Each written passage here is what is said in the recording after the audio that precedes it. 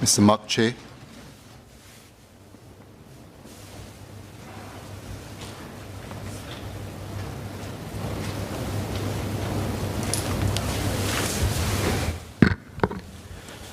Dear Speaker, on the onset, I would like to declare that I am a member of SNOC, Chair of SNOC's Athletes Commission, Honorary Secretary of Olympians Singapore, and Singapore Disability Sports Council's coach for Yip Ping Siu. Making it to the Olympics and Paralympic Games is an incredible achievement that few can claim. Every Olympian and Paralympian must undergo the very same rite of passage, years of dedication and sacrifice, which amounts to tens of thousands of deliberate practice and hard work. It means qualifying and proving to the world to be among the best of the best. And I'm so excited to congratulate you, our Olympians and Paralympians, on your achievement today. You didn't just do it for yourselves, you did it for our nation, our people, our future champions, which is why I wholeheartedly support this motion. As an Olympian myself, the chance to earn that invitation to compete for the glory of our flag, our nation Singapore, is something that can never be taken away. You are now Olympians and Paralympians forever, as you have stood head to head and toe to toe amongst the world's elite at the greatest show of excellence.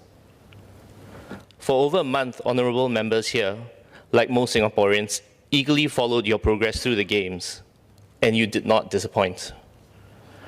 You brought us through a multitude of emotions. We felt your joy when you did well, your passion when you fought, and your disappointment when things didn't go as you hoped. Thank you for inspiring us during these challenging times, for stepping up and enabling us to look forward to you representing us, for showing the best of us as a people, and for connecting us with the rest of the world. Any Olympic and Paralympic campaign is hard. The COVID-19 pandemic certainly made this one tougher. Training was disrupted, competition travel plans were terminated, and the postponement of the Games meant that all of you had to put your lives on hold for an additional year. As an Olympian, I recognize the sacrifices you had to make. Some of you had to spend large amounts of time away from your loved ones to train and compete. Others put their careers on hold, and others took time off school. All of this to reach the pinnacle of sport.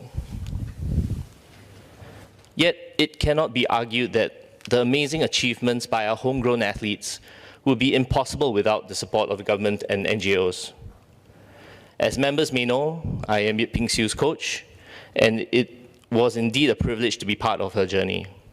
She is an amazing athlete and champion who is professional, talented, and not afraid of hard work. She would be the first to tell you that her success is not hers alone, and we have indeed benefited greatly from the support from the government as well as NGOs. Through our Tokyo campaign, I witnessed the grit and resilience of athletes like Ping Siu that mastered plans that brought athletes like Ping Siu to success in 2016 had to completely be rewritten because of COVID-19. Limited training time, limited exposure to elite competition, and relearning how to compete under new protocols changed our approach entirely. I'm very thankful that we had a great team in MCCY, Sports SG, SNOC, SNPC, SDSC, and the National Training Center and the Sports Hub, who provided invaluable support, advice, and action during this campaign. The circuit breaker was very hard. It was a very hard time. Like many of our athletes here, we did not have access to training facility time and resources. And for athletes like Ping Siu, who are more efficient in the water, adapting to a land-based training program was a challenge. We had daily conference calls with SSI sports scientists to make sure that all aspects of her training were covered. And together with Mick Massey from SDSC, we planned a smooth transition post-CB. Never once did we lose sight of the target, and in the end, Ping Siu won 2 golds. 2 times we, as a nation, sang the Majulah Singapura at the Tokyo Aquatic Center. And as we joined the world to watch our flag fly high. So today I would like to mention the amazing team that Sports SG has assembled to be able to deliver a truly world-class program. Ping Siu's gold medals are proof that we have the capability and resources to produce world beaters in Singapore. I hope that Sports SG continues building on its capabilities and programs to support our athletes. Ping Siu is also a beneficiary of the SPEC scholarship, which many of our athletes here today are on. The SPEC scholarship provides an enhanced level of financial and program support for Singapore's elite athletes, enabling talented athletes to pursue their sporting careers longer. Other athletes like Joseph Schooling and Kwa Cheng Wen have also been supported in their athletic ambitions by deferments granted by the Ministry of Defence. Because of these deferments, Singapore was able to realize its first Olympic gold, care of Joseph Schooling. These performances made the world sit up, take notice of Singapore. They redefined what we thought was possible and inspired a new generation of athletes to take on the mantle for many Olympics to come. I hope MINDEF continues to work together with MCCY to recognize talented athletes with extraordinary potential to inspire and unite our nation for future deferments. There is no doubt that Ping Siu's wins have motivated many. Her achievements in and out of the pool will leave a legacy on Singapore and Singaporeans. She has shed light on various groups of persons in society and inspired many to do their part to build a better and inclusive Singapore. Mr. Speaker, I am overjoyed to hear that a special award has been created to acknowledge Ping Siu's achievements and captures the spirit of her accomplishments. It is my hope that her success has inspired generations of persons with disabilities to redefine their capabilities. Para-athletes like Ping Siu and Teresa Goh have realigned my perceptions and taught me never to put limitations on their abilities. In turn, I hope that their accolades encourage other PWDs to look beyond their physical abilities and reimagine their own capabilities. Get active, take on a sport, pursue your passions. Hopefully they will reach the heights of our para-trailblazers and beyond. One day we will be recognizing their feats here in Parliament as well. The conversation around support and disparity between para-sports and sports in general happens every 4 years. Perhaps this time we can ride this wave and work with the existing system, which needs more assistance. Honourable members, we recognize that sport has the power to motivate, transform and unite. Sport is a great way to impart values. Our Olympians and Paralympians here today are the embodiment of values such as equality, respect and excellence. At the Tokyo Games, we saw these values in action. Pierre de Coubertin, the founder of the modern-day Olympic movement, said, "The most important thing in the Olympic Games is not winning, but taking part. The essential thing in life is not conquering, but fighting well. The important thing in life is not to triumph, but to compete. All sports for all people.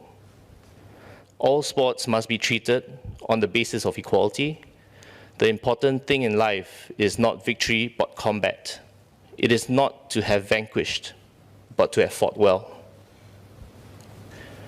In the spirit of equality, I would like to encourage MCCY to work closely with SDSC and SMPC to develop the ecosystem and programs to enable PWDs to pursue sports participation. Even if Singapore has built world-class sports facilities, we have a ways to go in making these facilities accessible for PWDs. By making facilities accessible, we thereby enable our fellow Singaporeans the ability to participate and experience sports and everything wonderful it brings. As the sports ecosystem relies heavily on donations, sponsorships and volunteers at all levels, I encourage MCCY and Sports SG to engage government-linked companies and MNCs to adopt our national sports associations by financially supporting their activities. I would also like to urge more volunteers to step forward, be trained, and make an impact through sport.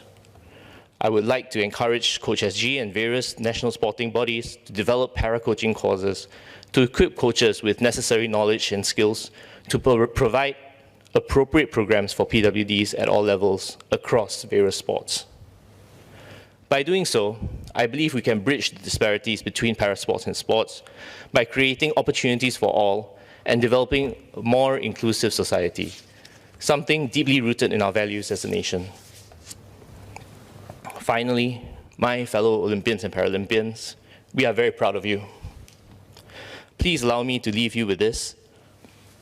Whilst training for the Sydney 2000 Olympics, my coach, Mr. Kee Soon-bee, passed away. Mr. Kee could not see me compete in Sydney, nor was he able to realize his own individual Olympic ambitions because of World War II. When we trained, Mr. Kee told me that it is a privilege to go to the Olympics, and if I were given the opportunity, I should not take being an Olympian for granted. He would say that it's hard to ascend Mount Olympus, but it's even harder to stay at its peak. As Olympians and Paralympians, we have been given this privilege and opportunity. We have gained knowledge and experienced what it's like to be amongst the world's best.